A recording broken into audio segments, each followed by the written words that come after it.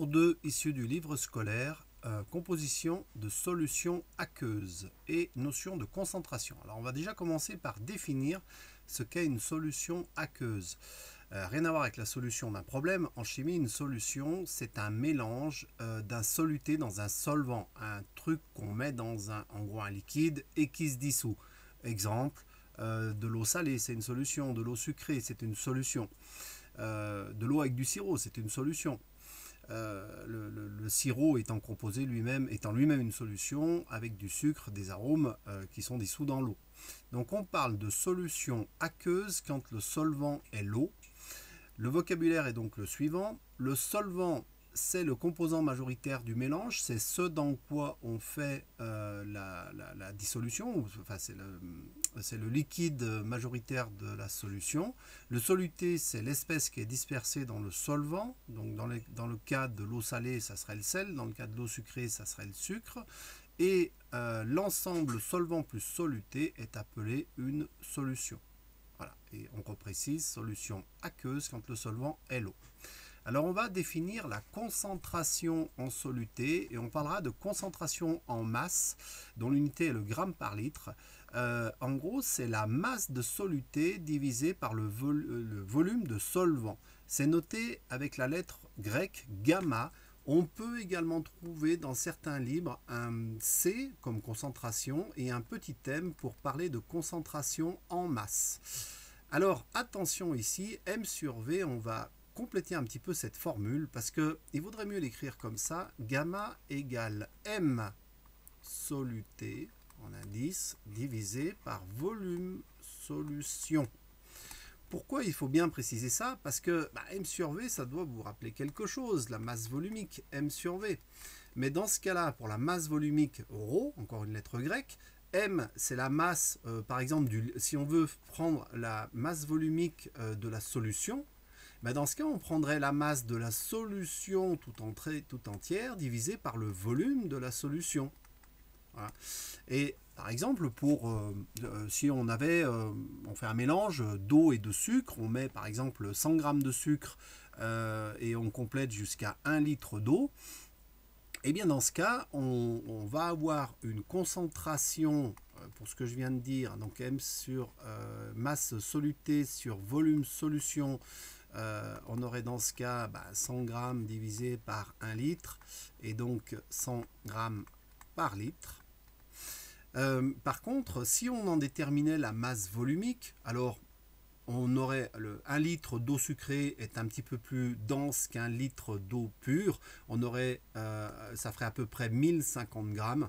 Alors 1050 grammes pour la solution divisé par toujours 1 litre et j'aurais finalement une masse volumique de 1050 grammes par litre. Donc vous voyez, ne pas confondre cette nouvelle formule de concentration avec la formule qu'on a vue au chapitre précédent sur la masse volumique. Les deux formules se ressemblent, c'est un M sur V, mais c'est pas le même M.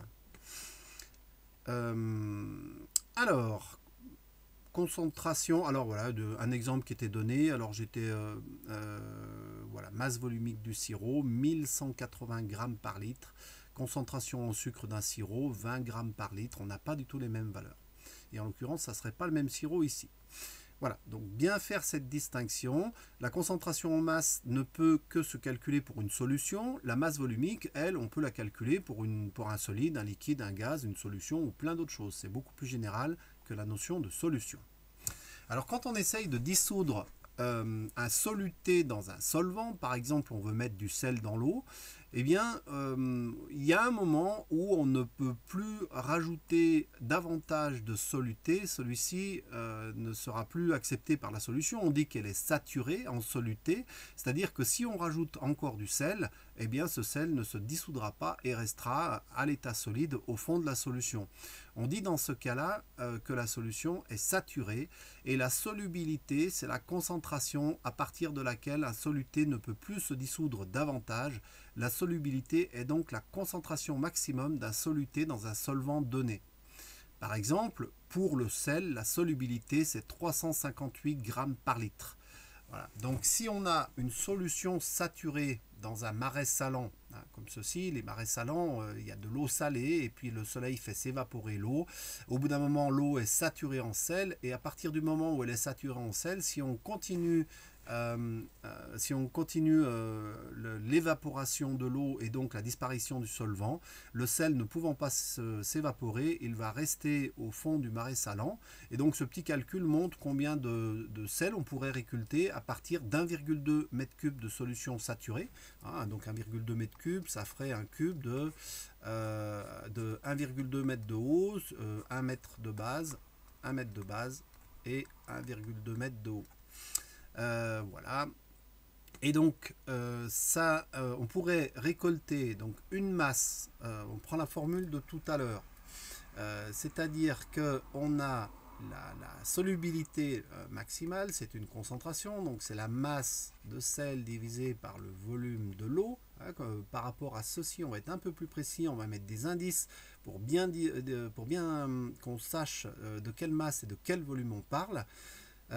Et dans ce cas-là, on isole l'inconnu. Donc en isolant l'inconnu, il y a bien sûr la vieille méthode du collège du triangle, où on va écrire par exemple, alors comme on a M sur V, on va le mettre ici, et puis le M, du coup, le S, il va se mettre ici, et puis voilà, le S, il va être ici. Et si on veut isoler, la masse, eh ben, ça va faire S fois V.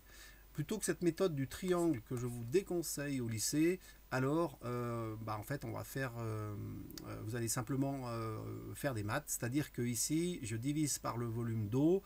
Si je veux pouvoir simplifier ça, enlever ça, il faut que je multiplie par le volume d'eau ici. Si je multiplie par le volume d'eau ici, pour que l'égalité soit vérifiée, il faut qu'on multiplie par le volume d'eau de l'autre côté. Et dans ce cas-là, on simplifie tout ça et on a la masse de sel qui vaut la surface, enfin la solubilité multipliée par le volume. Voilà, donc cette formule M égale S fois V nous permet d'arriver au résultat 4,3 fois 10 exposant 5 grammes qu'on peut convertir en kilogrammes.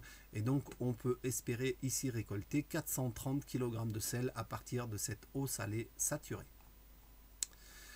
Préparation des solutions. Alors il y a des techniques de laboratoire pour préparer des solutions à partir du soluté et du solvant. Alors quand on a le soluté qui est solide et le solvant qui est liquide, eh bien en fait on va simplement dissoudre le soluté dans le solvant. Par contre il va falloir être précis. Et donc pour ça on a des verreries et des techniques adaptées.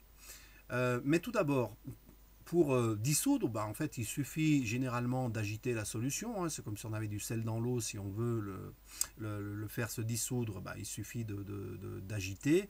Mais parfois, le chauffage va permettre d'accélérer la dissolution et d'augmenter la solubilité en général.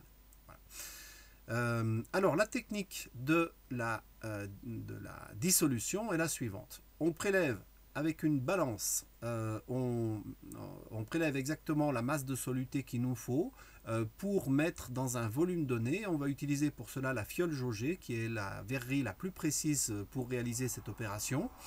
On commence, quand on a mis le soluté, souvent en poudre, à travers un entonnoir. Il en est resté des petites parties sur l'entonnoir. Donc on rince l'entonnoir avec une picette pour bien entraîner tout le soluté dans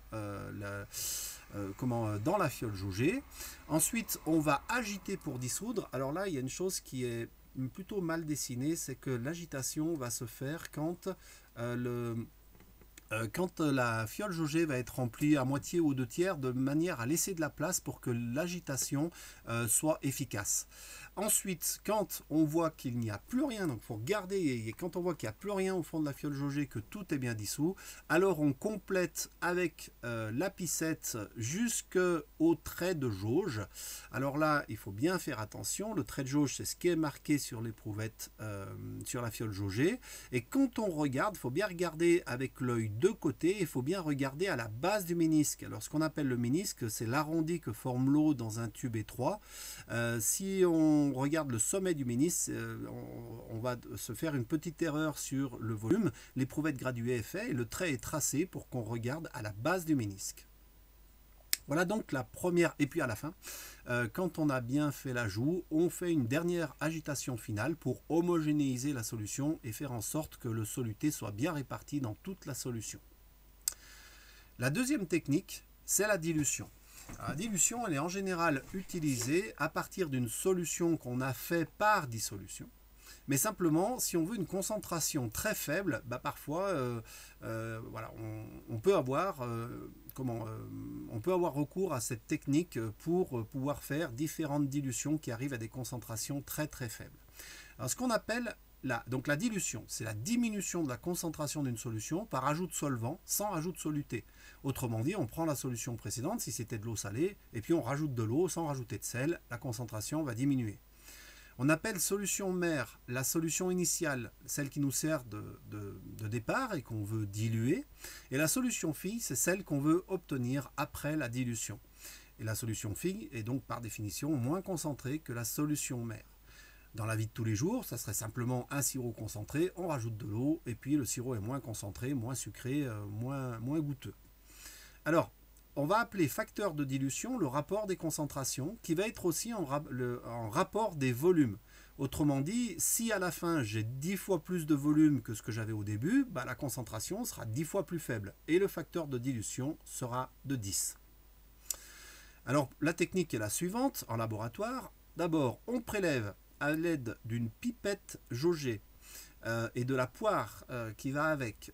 Donc on prélève la solution concentrée qu'on appelle la solution mère. On en prélève exactement le volume désiré à l'aide d'une pipette jaugée, par exemple de 5, 10 ou 20 millilitres. Puis on transfère cette solution mère dans la fiole jaugée.